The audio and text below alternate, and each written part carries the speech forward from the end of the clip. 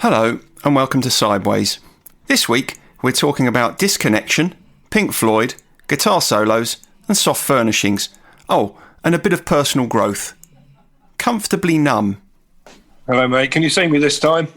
I can. You've bothered to get your camera working this week. I have. Yeah. Well, I didn't press the video mute button this time by mistake, so I'm here. Yeah, I haven't decided whether I prefer it when I can see you or where I can't see you. Well, I might blank you out. It's easier if I don't see you. I could just put a little bit of gaffer tape over the monitor of my computer so that I can't see you at all, and you wouldn't even know that I've done it. Yeah, you make me nervous when you appear when I can see you in person. Anyway, how are you? I'm all right, actually. Yeah. How about yourself? Yeah, it's chilly, isn't it? It is a bit chilly. There's a bit of snow this week, wasn't there? Not in Maidstone, but was there? I didn't see any snow in surrounding areas. Yeah, it's really heavy over at Lenham, places like that. Yeah, Austria. Yeah, there are people building snowmen and everything. Yeah, Iceland. It's got a lot of snow there.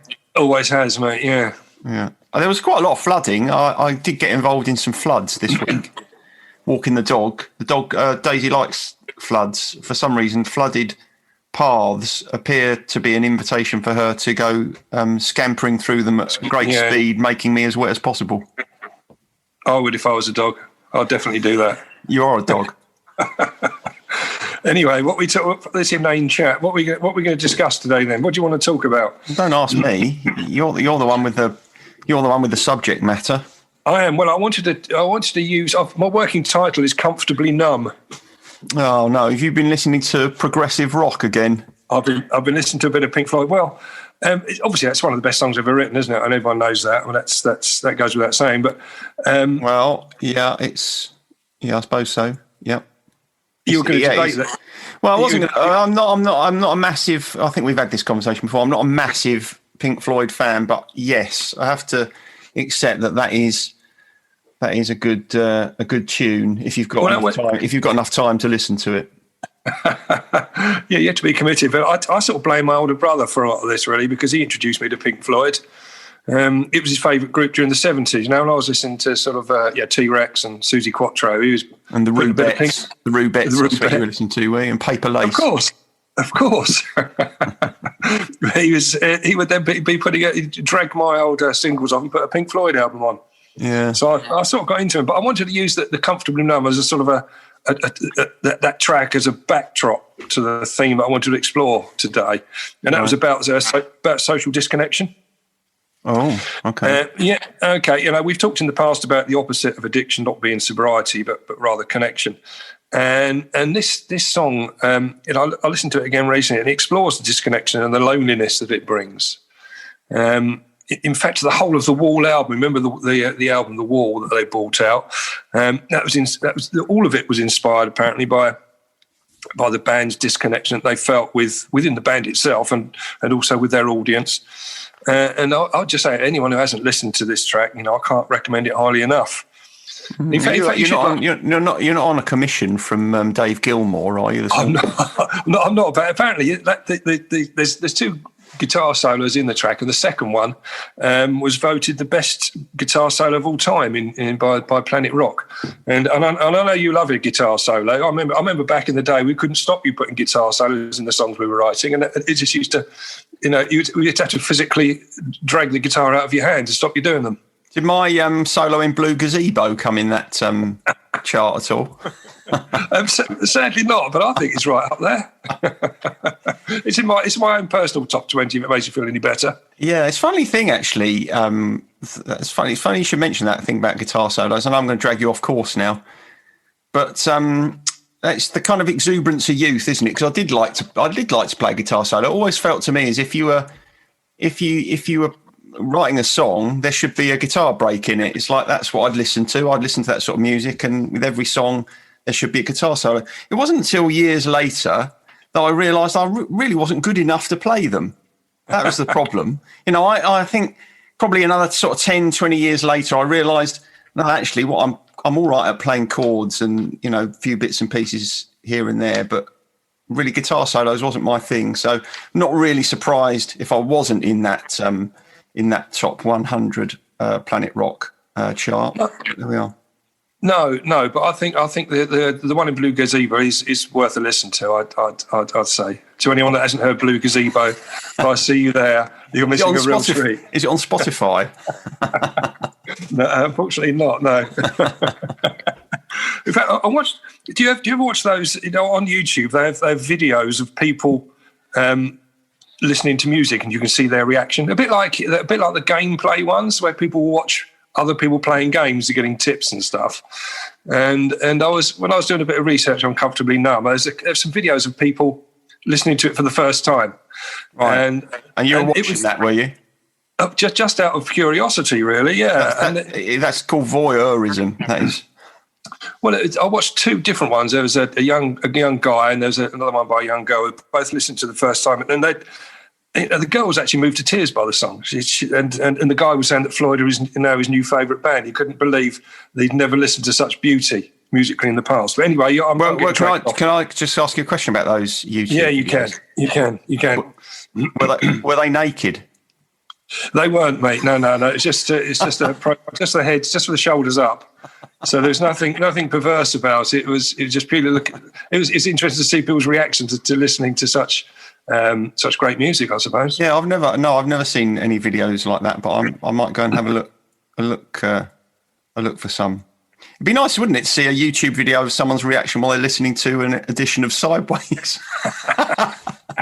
It's a bit like I suppose it's a bit like Gogglebox in many ways, isn't it? We're watching people watching other programs. Yeah, it's all the rage. It'd be disappointing to watch someone listening to Sideways and see them reaching for a can of lager, wouldn't it? Yeah, it would. Or just have it on the background while they're doing other stuff, not bothering to engage. Which is probably exactly what happens. It's what I do when I listen to it back. Stop getting us off course. Yeah, I want to get back to Comfortably Numb, just a little bit more about the song, actually. I mean, Roger Waters, who wrote the song, said it came directly from an experience he had where a doctor gave him some sedatives for some severe stomach cramps that he thought that was probably caused by nerves before he went on stage. And he said it was the longest 2 hours of his life.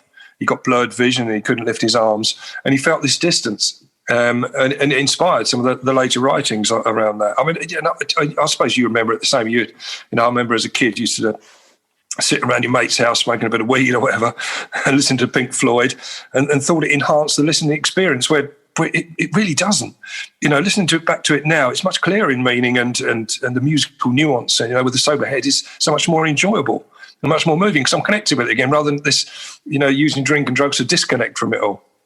Yeah, it's interesting. I mean, I suppose on the one hand, there's something there about it being a function of age, the period that you're at in your life. I think that makes a difference. And the other thing is, which I suppose is allied to that point, in a sense, sometimes disconnection for people, particularly some young people, is a way of connection. So kind of disconnecting from their surroundings together with other people doing the same sort of thing is a kind of strange, perverse way of connecting, isn't it? It is really, but being comfortably numb, if I can use that phrase again, with drink and drugs, I find it stops any sort of social connection. And it's a fact, isn't it? We feel comfortable in this haze sometimes, even when it's painful and depressing, and it stunts our emotional growth. That's what happened to me with my addiction. Yeah, I mean, I think that happens with a lot of emotional dysfunction, and we've talked about it before, haven't we? Where whatever it is you're suffering from, however painful it feels, there's a certain comfort in it. There's a comfort in the familiarity of it. There's a comfort in the durability of it and the predictability of it. There is. I think it's the comfort of what we know, isn't it? And even if it's really bad and it's really shit, but it's that feeling. It can prevent us from going into or staying in recovery. The call of that comfort can make us relapse. We want to go back to that, even though it's really terrible and our experiences are really bad with it. Why do you think that is? Why do you think that? So when you've got into recovery and you've seen some of what recovery can offer you, what do you think it is in your experience or in the experience that you've worked with people that you've worked with that kind of draws them back towards that numbness? Because you would think that having awoken, you wouldn't really have any interest in going back there. What do you think it is that pulls people back? It's probably a recurrence of something that happened to him in the first place that caused some of the issues. Right. So if you have a recurring problem and it comes again, and you know in the past that your reaction to that was to pick up a drink or to take some drugs to release the pain and to numb you from it. And I think that's what happens. Something can occur, or something new can occur that we're emotionally not equipped to cope with. For many years, that was my first port of call. As soon as I didn't like something, I'd go back and pick up a drink. And I think that it takes a long time. It's almost like a hangover when you go into sobriety, that those thoughts are still going to continue with you for some time. So it's very easy to get dragged back, especially in the early days. So it's back to our old friend, an unwillingness to confront emotion. Yeah. Yeah. Yeah, it is. Yeah. And I think confrontation seems to be an issue that comes up a lot. So confrontation, not with one's own feelings, but confrontation with somebody else, with other people. Yeah, you can start to get your own sobriety on track. And it came up during the week actually on one of the Zoom meetings. It's if you've got a partner or someone that's not complicit in your recovery, they can very easily drag you back. They can drag you back, and again, there's a sort of comfort for both them and for you. You're almost connecting back up again with that other person through these bad habits. Yeah, I mean, you're doing the dance that you've always done, aren't you? You are. There's a kind of, I suppose there's an extra layer of difficulty there, isn't there? Because as we've discussed before, when you're in recovery, obviously that is a challenge for you, but it is also a challenge for anybody that you live with, for your partner, because there's a big change in you, and your requirements or the way that the dynamic works for you in that relationship, or the two of you in that relationship, might change, and that puts a lot of strain on the other person as well. It does, because you tend to find that the communication between the pair of you can start to break down, because you start to have less common ground, and I often tell. Sorry to interrupt you, but I often tell people who are in therapy it might put pressure on their relationship, because, of course, one of the realities of therapy, which is the same as recovery in this respect, is that you grow very quickly. Your self-awareness shifts. There are lots of new experiences that you're having, new feelings that you're having, things that you're having to confront maybe for the first time or for the first time for a long time. And so you change quite fast, sometimes quite a lot. And in some respects, that can mean that you widen a gap between you and your partner. And I think that's something that really needs to be considered, both for someone in recovery and for someone who's in therapy, because it's not a reason not to do it, but it is something to most definitely be aware of, so that you can mitigate it and deal with it when it arises. Very true. And we do see it happen all the time, because we change as people when we go into recovery, and we may not be the person that our partner likes anymore. I'm going to throw a little quote in here, okay? Oh, God. I know you love them, and I just want to see your reaction to it, because it's not actually... I don't know who it's actually by. I might have even made it up myself. I'm not going to tell you. Oh, okay. All right. Okay. Yeah. Anyway, a lack of communication is a form of pain, because to be alive, to be human, we need others. We don't just need to be seen or to be perceived. We need to be listened to. And that was a quote. I did actually read that one, and I thought, there's quite a lot in there. I'm not sure if I understand it or not. What would your take on that be? Where a lack of communication is a form of pain. Yeah, well, I think that's a reflection of what we've just been talking about, isn't it? That as humans, we're kind of connectors. That's what we are. We're not really designed to be isolated permanently. Yes, it's nice to be able to spend some time on our own, and some of us like that more than others. But we can't be perpetually disconnected, because I think there is an emotional pain in that comes from feeling as if we have no way of relating to anybody else. We can't be understood by anybody else. It almost kind of shifts the whole context of our existence when we're not connected with anyone else. So I think that's probably what it means. But then on the other hand, there's another one I came across which says that the absence of pain does not equate to happiness. which I think, that's pretty straightforward, isn't it? We can get rid of the pain out of our lives. It doesn't mean we're automatically happy. There's other work that needs to be done. Well, that's interesting, because I would say that the absence of pain in our lives probably prevents us from experiencing happiness. Because, okay. Because happiness is a contrast to pain, isn't it? If we never had any pain, how would we know what happiness was? That would be the first thing. And the second thing is there's depth to pain. Part of what we've been talking about a lot is the necessity to face emotion. And when we talk about the necessity to face emotion, inevitably, we're not really talking about the necessity to face joy and happiness and excitement. I mean, nobody finds that difficult. Most people don't. We're talking about the difficulty that people have in facing what we would regard as uncomfortable emotion. Pain is part of our lives. There's a richness to it. There's a kind of substance to it. It's like trying to reject a part of us. If there's this, the addict part of us, or the part of us that we fear or we feel like we want to repress, the only thing that does is it prolongs the difficulty for us. You have to embrace, you have to kind of include that part of yourself, love that part of yourself to become whole. And in that sense, you have to accept your pain, because life's full of it. I agree. I mean, I think, just looking back at my notes, that looking at the relief of pain, the artificial relief of pain offered by drink and... Actually, I've put drink and rugs down here, which is... it meant to say drink and drugs, but I've got drink and rugs. And rugs are very comforting as well, aren't they? Rugs are tremendously comforting. I think particularly if you've got back pain, lying on a nice thick pile in your rug, I should think that would be incredibly soothing. I was just thinking, and a rug perhaps on your feet on a cold floor. You walk on a cold floor and then you walk onto a rug. There's a lot of comfort there, isn't there? It's lovely. Yeah, I think there's something Freudian about the fact that you've written drink and rugs.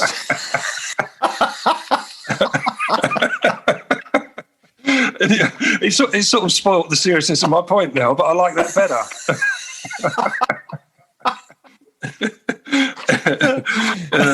Anyway, shall I try and crack on with what I was trying to say? Yeah, do. Drinking rugs. I'll try not to corpse when I get to that bit again. Oh dear. Yeah, I might have to title this episode "Drink and Rugs." You don't need to go over it again, because I'm not cutting this bit out, I can assure you. Right. Tell me more about drink and rugs. Okay.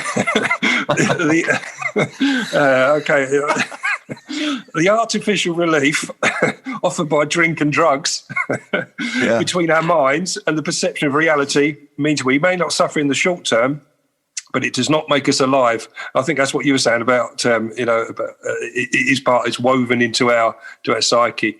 It's part of our lives, and escaping from life and its problems actually deprives us of something. Which again, it's sort of you've sort of preempted what I was going to say here. Life is out there, and it's better to face it and let it hurt us, and to lose all sense of feeling. Real struggle in early recovery is the return of emotions, which we talked about before. When the emotions come back, they're really raw in early recovery, but it is that we're starting to meet life on life's terms then, and we're cracking on. Really? Rugs or no rugs? You have to blow your nose now. Yeah, it's made my nose run, the thought of drinking rugs. Yeah, I mean, I think that, as you say, that it perfectly encapsulates what we've been talking about. You can't just pick and choose what emotions you want. I often say to people, when people are saying, well, how can I stop myself feeling like this? And I often say to them, you can't stop yourself feeling like it. What you can do is you can stop yourself behaving in the way that you might have previously done as a result of that feeling. But, if we feel hurt, or we feel frustrated, or we feel, whatever it is, angry, you can't suddenly stop that emotion. It just comes. It's, it's like a instinctive response. But what we do with that emotion, that's what's important. If you block it out, then obviously you're not dealing with it. Or if you behave in a way that is destructive or enables you to distract from it, like picking up a drink or lying on a rug or something like that, then again, you're not dealing with it. It's much better to just confront it and walk through it. Sometimes it takes a long time, but, you know, in the end, we get through them. But only if we're prepared to keep moving. Well, quite. And I think, again, going back to that communication, we find it's certainly with groups, you know, it's almost like a group therapy session. We're helping each other to move through some of these emotions, and we're chatting through them and moving from. So that is very real. But I think, you know, which has been a problem, because, you know, this lack of communication during, you know, it can be a real issue during this pandemic, can't it? You know, which is why we have our daily Zoom meetings and our Saturday meetups in the park in the open air, along with our WhatsApp group chat, to help sort of alleviate that communication, because we know that social isolation is a real hallmark of our old selves. Yeah, our old selves when we're in addiction, and that can be a trigger to indulge in our old ways, because we're surrounded by our old behaviours, if you like, because we're suddenly isolated. Which, you know, for me, the last couple of years before I went into detox, you know, the social isolation I was feeling then. I've got a reminder of it, you know, when we were first initially locked down. Yeah, you're right. It does illustrate the importance of peer support and being around people who can kind of help you through things. But it's important, I think, for us not to see that as a replacement for doing our own work on our own. You know, we can't always rely on the presence of other people. We can't always rely on someone else helping to kind of pull us through and be able to talk through things with us. The way that we use those connections to best effect is to take some sort of learning from them, so that in those moments when we feel really up against it, when our emotional resilience is being tested, when we're alone, we have the ability to be able to kind of self-soothe, rather than always need to reach for someone else or something else in order to help us through it. So I think that's the real benefit of peer support, of, you know, any sort of group in recovery, any sort of therapeutic work. It's not a replacement for doing our own work. It's almost like a model that we can follow for it. Yes, that's exactly true. One of our Zoom meetings this week, we were joined by some people from the local recovery hub, CGL, Change, Grow, Live, which is really nice to see people just starting out on their journeys. And you know, there were people there that were really interested in what the people from Aspire had to say that had a reasonable amount of recovery time behind them. And we were talking about, you know, moving through your recovery, because I said to them, you know, we've over the years we've had a lot of people come in, they've helped us run groups and run trips, etc., and they've moved on and they've got the cheek to get better and go back into society. Yeah. Which is, they've reached the point where they no longer need all that, you know, that constant input. They've learned some of the tools and they're able to then put those to use. Backing up the point you were just saying about they're then on their own. And they can use what they've learnt to support themselves, and then they come back from time to time for a bit of a top up and a bit of a chat, etc. So yeah, exactly. I agree with what you're saying. Yeah, it's lovely to see people do that. I mean, I was saying to someone recently, one of the most wonderful, but most frustrating things about being a therapist is that I almost never know how the story ends. You know, someone will come. I might work with someone for years, and then when they get to the point where they feel, right, that's it, I don't need to do anymore, certainly not now, and they disappear, and they may come back into therapy at some point in the future, and they may come back into therapy with someone other than me. But I never know how that story ends. But there's something really lovely about having worked with someone and then them saying, that's it now, I feel something shifted and I'm off on my own. It's really you're right. Very rewarding. It is very rewarding, but I know exactly that feeling of you don't know what's happening. You don't know what's happened. It's a bit like when you're first teaching your kids to ride a bike, you're taking the training wheels off and you're pushing them along. They gradually get used to it and they're gradually getting going, and then you don't know. Within the next year or two, they're off around the roads with their friends, and you don't see how they're doing then. But you've given them that first push, that first help. Yeah. And after that, they're learning themselves.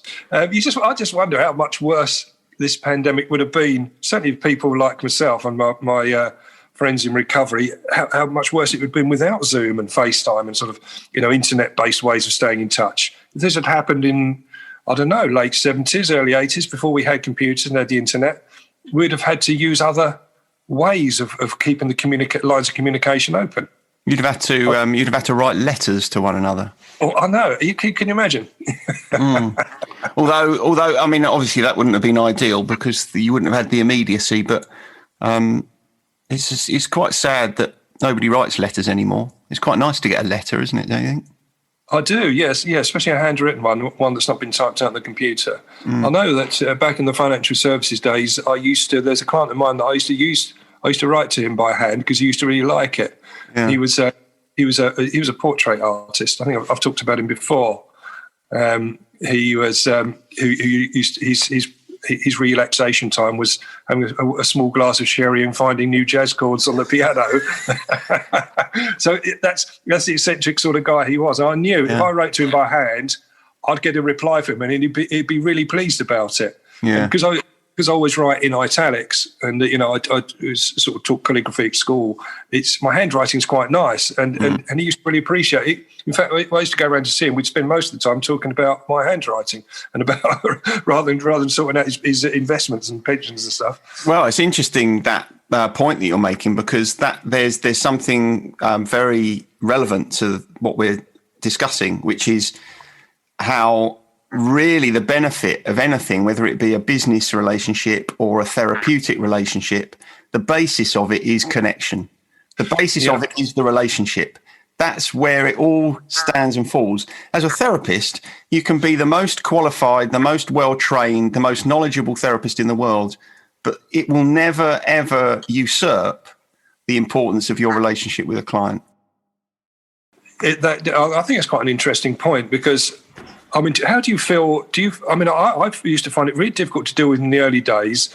When I first started to run groups, if people didn't like what I was saying or didn't like me and wouldn't come back, I found it almost like a personal insult. As years have gone by, I've learned to live with the fact that not everyone's going to like or get on with you, and that's just the way it is. But I found that a real struggle initially. Well, what you're talking about there is something that was. It was kind of a barrier for you, wasn't it? It was there was a kind of something that you needed to overcome there, the need to be liked. And you're right, not everyone's going to take to you in the same way. As a therapist, if someone doesn't like me, the likelihood is they won't come back. Yeah. So obviously that happens from time to time, but you have to get to the point where you're okay with that. And instead of saying to yourself, "Oh, it must be me, I'm useless," you have to say to yourself, "I wasn't right for that person." And that's not being ignorant of one's own faults. That's being realistic about who's right for you and who isn't. I often say to people, you find there are probably different therapists that you need at different times in your life. And I always say to people, if I'm not right for you, that's fine. Don't feel bad about saying this isn't really working for me. I think it's really relevant. It's really relevant because, again, I've come to terms with that, and I'm very, very comfortable with that now. In fact, we encourage people. It comes up quite a lot if they're not getting on with their GP. Change your GP, find someone you're more comfortable with, and we find it the people that do the 12 steps. They follow the 12 steps in the fellowships where they have a sponsor, and if they don't get on with their sponsor, then it's going to be a real hamper to their recovery. So we all encourage, change your sponsor, find someone else because you will find someone eventually. You'll find someone that you will completely connect with, and it'll work for everyone. Yeah, it is an important message, because I think people often feel, particularly when they go into something like to therapy, they think, well, once they've got over that hump of making the initial decision and getting through the door and sitting down with someone, it almost feels like it's too difficult to say, actually, this isn't right, I need to go and try another one, which is why, I agree. It's really important for people to find someone that they feel comfortable with. I'll probably find I lose all my clients now I've said that. They're going to take your lead. Yeah, there'll be a stampede of cancellations. There'll be loads of people saying, "Oh, I didn't realise I'd go and find someone I liked." I thought you was the only one in the world. Yeah. Anyway, that's good. I think we've got. I've got through to the end of my notes. Is That's there any other bits you wanted to talk about that on sort of connections and social isolation? No, I don't think so. No, I don't think so. I just thought. I wonder whether you've learnt anything this week. Oh, the reason you've asked that, I reckon you probably have, because you're probably hoping I'd forget and you could slide away without coughing. So what have you? Yes, I have. Did you want me to go first then, or did you? Yeah, go on. Well, I know I'll go first this week. Do you know what I've learnt this week? I'd love to hear. I've learned how to fix a fridge freezer. Have you? Yeah, my fridge freezer stopped working. Completely. The freezer was still cold, but the fridge wasn't working, wasn't getting cold. Okay. Right? So I thought, I could buy a new one, which is usually what people tell you these days. You know, if your white goods fail, just buy a new one. Yeah. So I thought, no, I'm not going to do that. So I took it apart, had a look at it. I won't bore you with all the details. Anyway, this morning I've got a thermometer in there, and it's back down to temperature. So I'm feeling quite smug. You must be, because that really isn't a bit of you, is it? Well, you say that, but I think it was never a bit of me, because my dad was hopeless at that sort of stuff, and my father-in-law, as you know, is brilliant at that sort of stuff. Yeah. So I never had to do it. But I think now I've probably reached a point in my life where I think, well, if anyone's going to do it, I'm going to have to do it. And I'm finding that sometimes, certainly not always, but sometimes I can surprise myself with actually managing to do something. I'll probably go downstairs after we finish this and find it's warmed up again. But anyway. I got a little sort of, yeah, that's right. I got a little half hour of elation, so that's something. Yeah, no, good on you. I'm pleased for you. Thanks. I can feel. Yeah. No, I'm can you feel my warm glow? I can see it. That's for sure. Sort of warm glow you get if you were lying on a thick piled rug. Well, but what I've learned this week is sort of fits in with their discussion really about isolation, because it's about hermit crabs. Oh. Yeah, right, okay. Which is, contrary to popular belief, they're not really. They are quite a gregarious crustacean. And when I saw that phrase, I thought I like that phrase, gregarious. Yeah, that's nice. Gregarious, gregarious, or Gregorian chants. Gregorian crustacean. They're probably around during the Gregorian period. I expect they were. Yeah. Anyway, there's over 800 species of hermit crabs. Wow.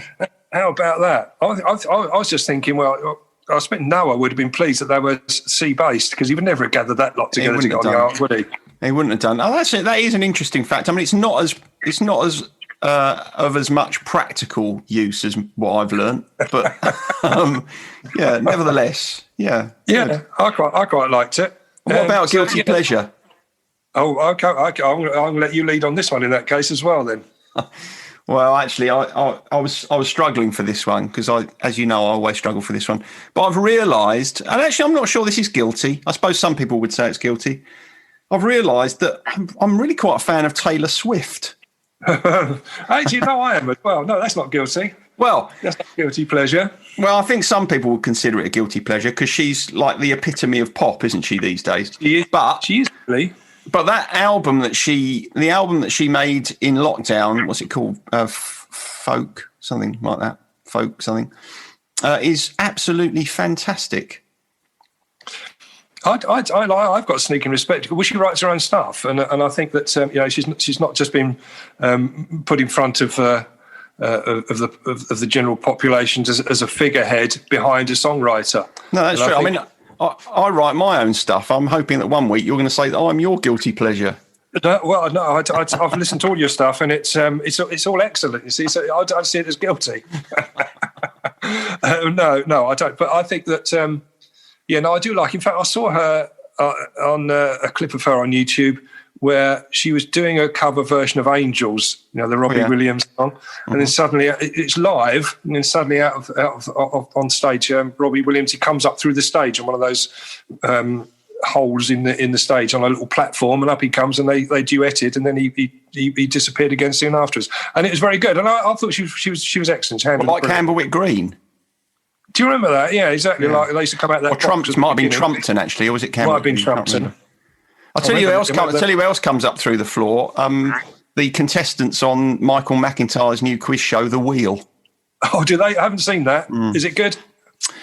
Well, it's kind of typical Saturday evening entertainment. So, yeah, right. it's probably like, rubbish. It's not for the for the cerebral viewer, but it's gift wrap for you, is it? And, yeah, it's not difficult, Anyway, never mind. Yeah, okay. Well, my guilty pleasure is a track by Enrique Iglesias.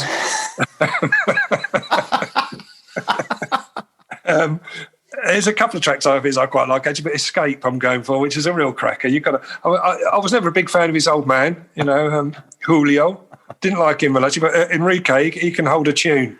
I don't know. I'm not convinced that I think you're just kind of flicking through and trying to find things that you think are unbelievable. And if you are doing that, you're doing well, because you are finding things that are unbelievable. Well, yes, you'll never know. No, I like a bit of mystery. I do. In fact, I've got on my notes these days. I do put on the top. I've got, when I go into my template on Word, it automatically comes up and gives me the season and the episode now, so I'll never forget. And I don't have your tomfoolery of putting them up with the wrong episode number on it. It's never going to happen again. You've got a template, have you? Yeah.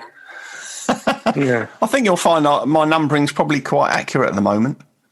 It's not bad. I think I'm quite a few episodes behind on my website. I think there's probably a few to put up there. I might do that this morning if I can be bothered. Okay. Yeah. Well, I can send you my Excel spreadsheet. It's all on. I don't need your Excel spreadsheet, thanks. Okay. All right. Are we done? All right. Well, that's it. Yeah, I'm happy. Good. Well, enjoy the rest of your Sunday. Got anything planned? And you? Not really. I'm going to put the chicken on in a moment and get myself sorted out. It's normally on Sunday. It won't suit you. Oh, hey, boom. I'll do a few domestic bits and pieces on a Sunday. Do you? So you're roasting a chicken then? Crikey, that's a change. Yeah. Years ago, I wouldn't have imagined that sentence coming out of your mouth. No, it wouldn't. No. What are you having with it? Spinach, roast potatoes, right, and carrots. Very nice. Yeah. How are you doing your chicken? You're gonna put a lemon inside of the cavity? No, I don't put any stuffing in it. I tend to it's not stuffing, is it? A lemon? Oh, well, so I suppose it isn't. I suppose I could do. I've never tried it. I tend to rub in a few mixed herbs on the outside. Lovely. And a few little chili flakes. Lovely. And with olive oil or butter on the skin? Olive oil I put on the skin first. Right, and then, okay. What about butter? Have you tried butter? No. Try a combination of butter and olive oil, right, on the skin. Do they mix all right? Yeah, and obviously season it well. And then a lemon cut in half of the lemon juice squeezed over the bird, and then the other half of the lemon put inside the cavity of the bird. Okay. You'll thank me. You can thank me later. Oh, well, I'll have to go out and buy a lemon, though. That's the only thing. Oh, yeah, don't bother doing that. I wouldn't bother going out just for a lemon. No, I'm not going to, but I'll try. Well, perhaps for next time. Yeah.